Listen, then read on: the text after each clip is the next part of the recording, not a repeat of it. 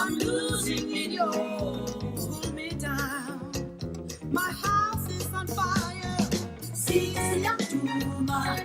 Sisi ya shisangizo.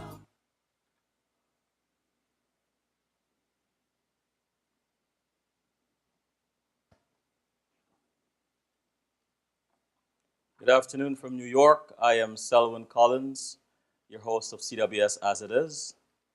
This lovely lady next to me is Anika Abel Rose. Anika, welcome to CWS As It Is. Thank you. Anika, I want to thank you for taking the time to speak with me this afternoon. As you might have heard by now, I'm very passionate about empowering and encouraging young people in Guyana. I believe the youth are our future. You yourself work with young people, but we will get into that. What we are really interested in here this afternoon is in your works with Nick's Phonics Center, a business you Correct. started. Yeah. Could you tell us a little bit about that? And but before we get there, who is this Anika Abel Rose?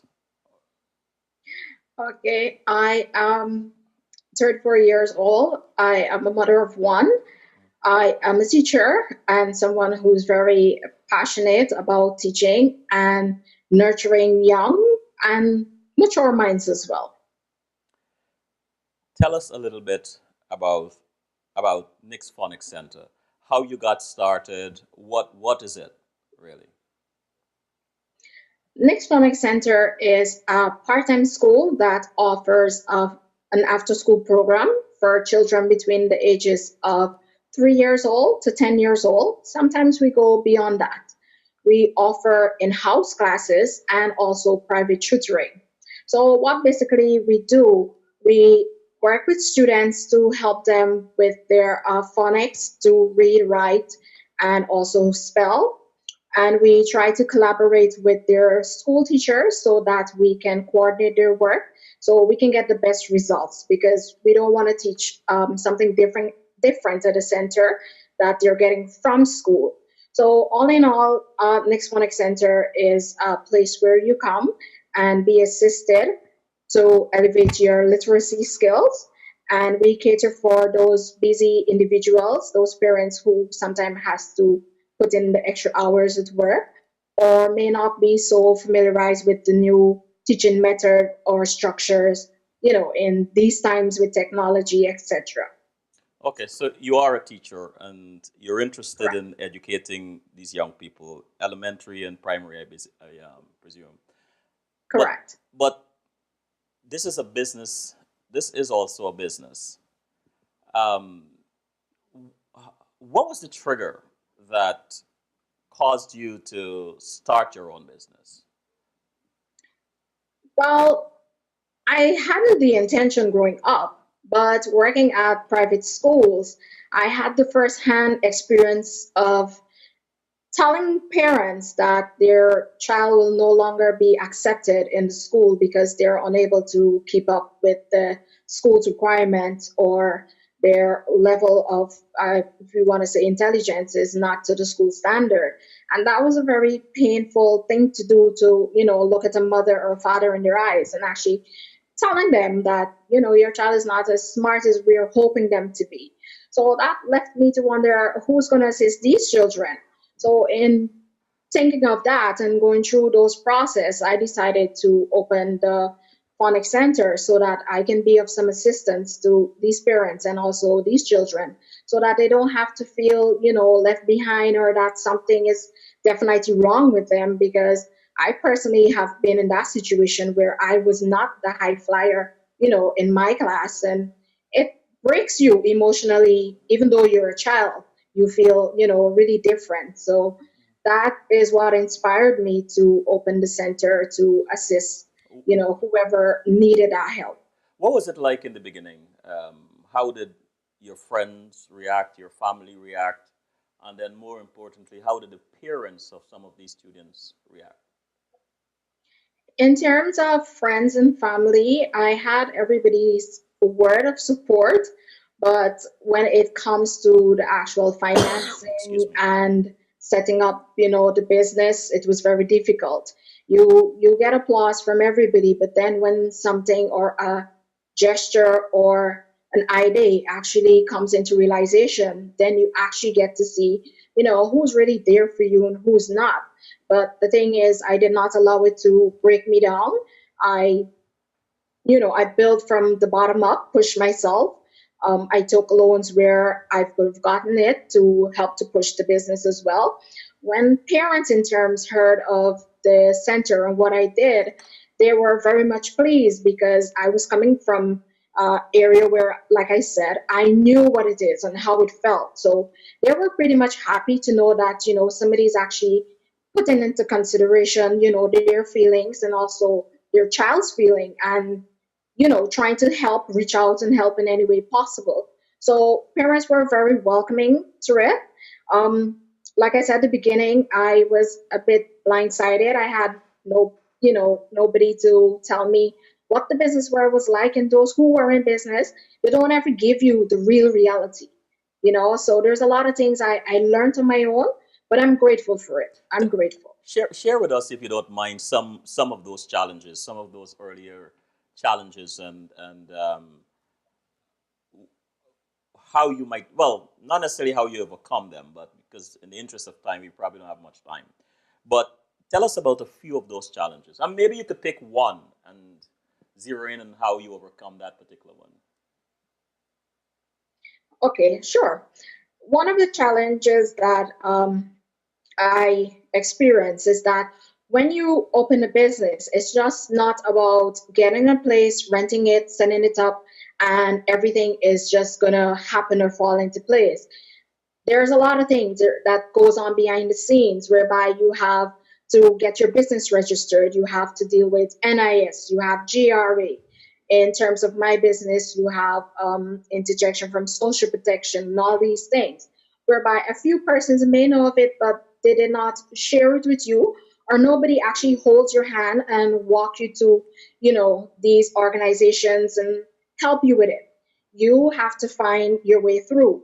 And I think one of the disadvantage that I was at, I hadn't that family member that was in business that could have guided me, or that uncle or auntie that was high in places that give you that link, and you get things much faster and easier. So everything I had to explore on my own. It was very challenging because the thing is, when you walk into an establishment and nobody knows you or who you are, because you're new into the business world, nobody pays you much attention, nobody takes you seriously. You understand? And because of that, it allowed me to find my voice of command many times, to actually know how to get my message over. And also, another big contributor to helping me where I'm at today is Action Coach, whereby Mr. Duga, he coached and assisted me along with his team, Mr. Smith and others, because I was very much blindsided into the business world. But like I said, I never give up because I'm a person where I don't have a plan B. So there's no other option but to win.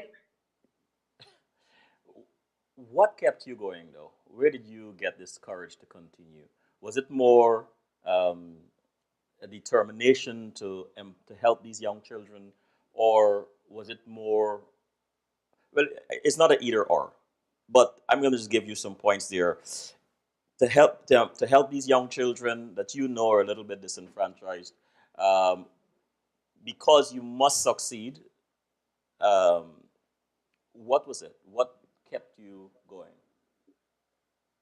So what kept me going was the results of the what I was seeing, that when students came, I started the business alone before I even employed staff due to finances. And the results, because what I do at the end of the term, I would ask for the report card to see their progress. So when you saw that these students were excelling, you get a comfort, or you felt accomplished. And right then and there, it struck me that I'm on the right path. I am doing something good and I am seeing the results from it. And that persuaded me to not stop and to continue. And at one point, as I would share with others, I was eventually running a charity school whereby a lot of persons who needed the assistance with their children could not have afforded it. So what I had to do was I kept the center open, but behind the scenes, when the center was closed, I did private tutoring in the evening. So I would go home with other students and teach them. And that money was the money that I used to pay rent, etc. So up to a time, I had to, get a grip of myself and realize that yes, even though I want to help everybody, I still had to have a form of structure. But because of my passion and the results that I was seeing from my students' report and the progress that they were getting, that is what maintain that drive, and it continues. It's beyond teaching is a work from the heart. So definitely, if you're not in it to see progress and it's just about the money, you wouldn't last long enough, or you wouldn't get the results that you're looking for. So that was my drive, seeing their progress. We talk about the business aspect of it, but let us talk about the actual process, the teaching, the phonics. Um, Everybody should know, but I'm going to assume we don't. What is phonics, and why did you get into it? So phonics is teaching of letter sounds, how to put them together, making blends and special sounds, and merging them with another vowel or consonant to make words. And when you learn your sounds properly, it then stems into teaching you how to spell those words. Once you're able to recognize and spell words, it makes your reading much easier. And then it stems way on to that, whereby it we teach you as well how to form your letters properly. So that is letter writing, letter formation, and it continues. So as you progress in school from different level, your foundation is so solid that you can focus actually on other subject areas that you need to, and not have to worry about your reading or your spelling, or even if you're faced with challenging words, you know how to break them up in syllables so that you can spell them easier or understand them easier. Any tips for parents who want their children to learn phonics? Pardon me? Any tips for parents who want to enroll their children or who want their children to learn by using phonics? My tips to parents would be make it fun. The same devices that they use to watch cartoons or the television, you put videos on it. There are endless videos on YouTube. You load it there, make it fun for them. You get involved with it. Get involved with them actually. You dance to it. Find some way around. Use cereals, make letters, show them letter formation. As long as it is fun for children, you will get their attention. But if you just make it all to be um, paper and pen, most children, you'll lose their attention, because we understand it's a changing world with technology and everybody's at a fast pace. But sometimes we need to remember their age and their level and the level of their mentality. So for our parents, just make it fun. Have fun with them, and that too will allow you to have child time there, because we know sometimes parents are busy, you're not getting that time. So you look at it like you're bonding. It's a time to bond, and then you too will feel good about yourself that you've been able to instill something, even if it's just one letter. It will make so much difference. So spend time with them and make learning fun for them as well. If not, you have centers like mine who can assist you in doing so. Since you've started, what has been your greatest surprise so far? Since I've started, the greatest surprise for me has been the recognition that I've been getting, not only from parents, but from the outside media, etc., like yourself, because I'm a very low key person. I don't really look for a lot of recognition, because that's not the reason why I went into business. And for the first year when the school opened in 2015, I hide behind the business name. Like, I would put my assistant to be the face of the business. And after, when I saw the reaction, from a lot of persons being interested to know who's behind the center, who's behind the work, because most of my clients that I get is based on referrals. So that too took me by surprise. I don't push a lot with advertising, and I'm comfortable with that. I think to promote a business or to know that your business is on the right track and you're getting the right response, it's through the referral, having your clients, giving testimonial of your work and showing the actual physical work of the child's report card. So that was one of the biggest, for me, the recognition that I received. At what point did you realize you were on the right track? You were doing the right thing? When I had a few students who actually, well, they did not quit, but their parents took them out from the school that they were attending and brought them to the center for full time.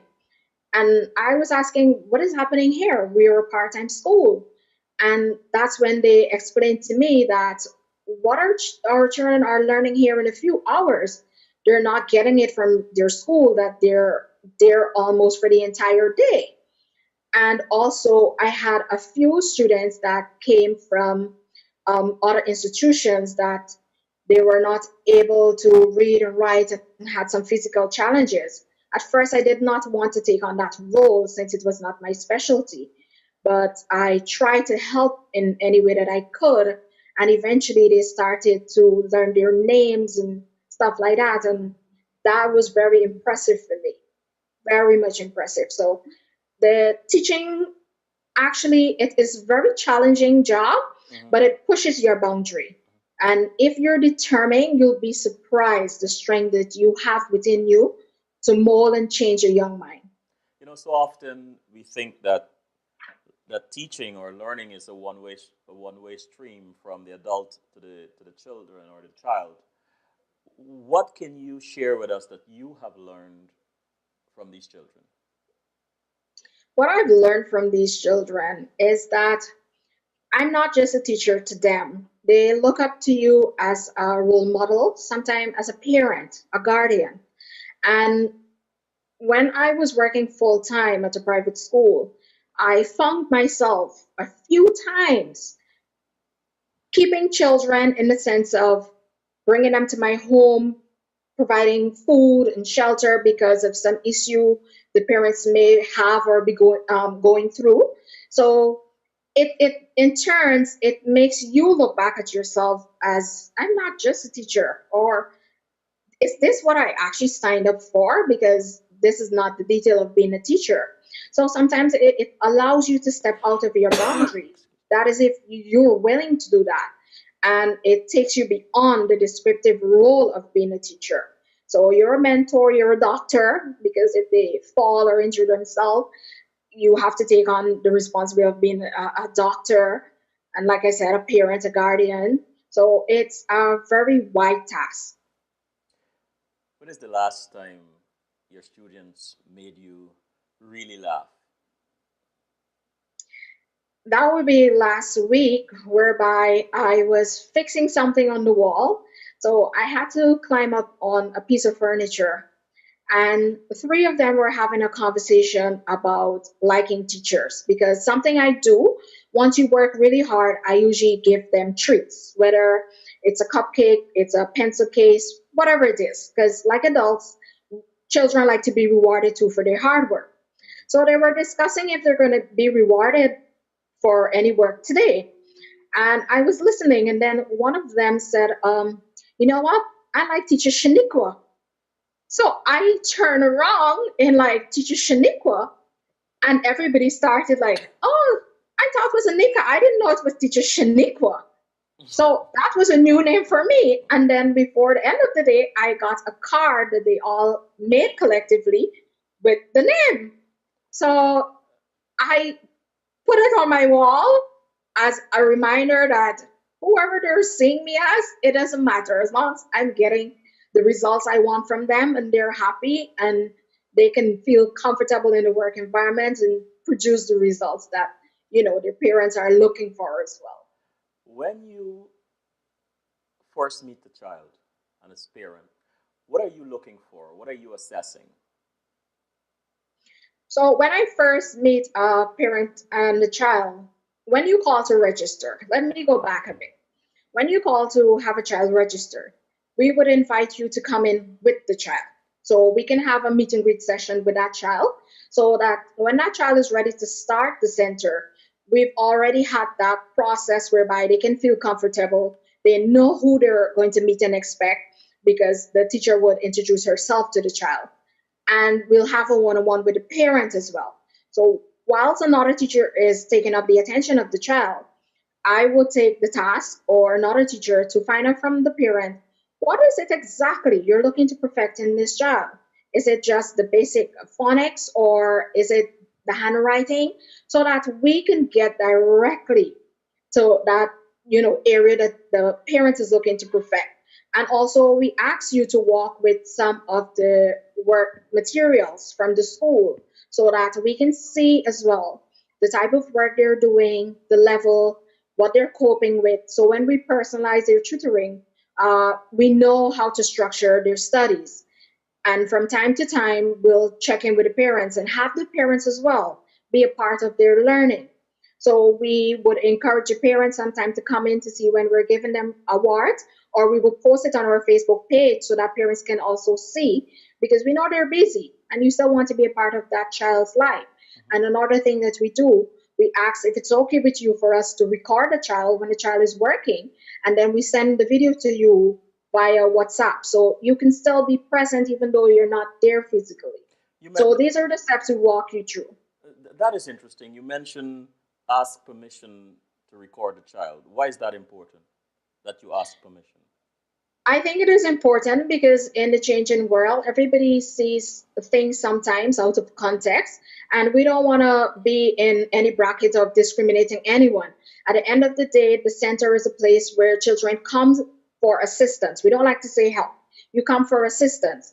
And sometimes parents may not be so comfortable with the outside public or somebody else seeing that their child is attending there, the center. So we try to respect their privacy on that as well, because at the end of the day, we want them to be comfortable. We want the child to be comfortable. And we try to keep that teacher parent bond very tight knit. So we want to make sure everybody's comfortable and there's no unnecessary exposure to, taking out a child's picture or posting any video or stuff like that. So it is very important to ask permission for anything that, you're going to do. What would you say is your vision for the center? Pardon me? What is your vision for the center?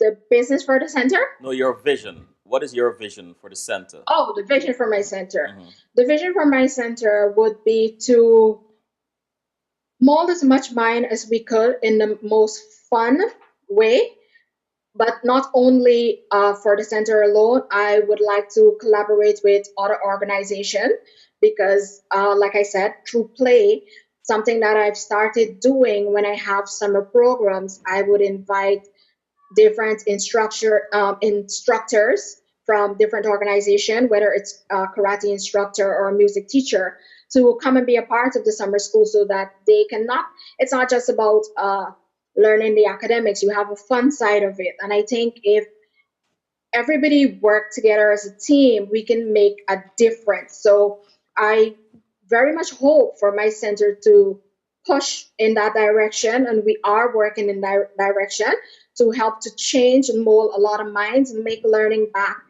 fun. Like it used to be when we were young. It just be fun. You mentioned in the beginning how challenging it was to get funding and different forms of assistance. But how can the government or the private sector help you to enlarge your vision or to realize your vision? From the government, I probably with subsidy from the private institution or sector. What I mostly like, because I don't want in terms of the actual money, but if they can sponsor, let's say, materials, or let's say a, avenue or a building, a premise or something where we want to host, whether it's a workshop or a summer program or just a fun day, so they can pitch in terms of renting materials, as in the trampoline or snacks, stuff like that, I think would help in collaborating because most times when you're talking about sponsorship, persons actually think you want them to write you a check and give it to you. But I want, if I'm looking for sponsorship or a collaboration, I want you to be involved in the sense that help me, let's work as a team, not just, tear a check and give it to me and it's all about me and, be involved in that aspect. I'll know that you're in this, you're genuinely you want to contribute and be a part of it. So that's how in terms I would look for sponsorship or collaboration. I'm going to put you on the spot a bit right now. So if you had the president of Guyana and the minister of education listening to you or sitting right in front of you, what are two things would you like to tell them? What I'd like to say is that I think we need to revise some of the work scheme and work strategies that are being put out and sometimes take it back a notch and remember the type of economy that we have. Take a look at the type of meals our children would be eating and why sometimes their brain are not functioning to the level that we want it to work at, and also sometimes take consideration into the roles of teachers, the hardship sometimes that they go through, putting work life most time in front of their personal life. As a teacher, I'm sure a lot of teachers can relate. We even take materials from our personal home and take it to work, to ensure that your lesson comes across, as perfect as you want it to be. So I think that a lot of times you need to have teachers involved, not just the head teachers of school, but actual teachers that are in the classroom doing the work. Have their voice, be heard, listen to their opinion, listen to their strategies and what they have to, their input on how to make the system a bit better. I think if we have everybody's interjection, we can't fulfill all. We don't expect, them to fulfill all, but it will make a difference. I know it will make a difference. Anika, if you were to sit in front of me 5 years from now, telling me about your accomplishments, what is one particular accomplishment would you be telling me? One of the accomplishments would be, hey, I've gone regional. So we have many branches now of reaching to students out of course. So we get to more minds because one of the challenge that I'm having is one of the challenges is that because I just have one location, I have students coming from Mary, some coming from the West Coast, East Coast, Linden. So sometimes it makes it a bit hard because they're very young, but because the assistance is needed.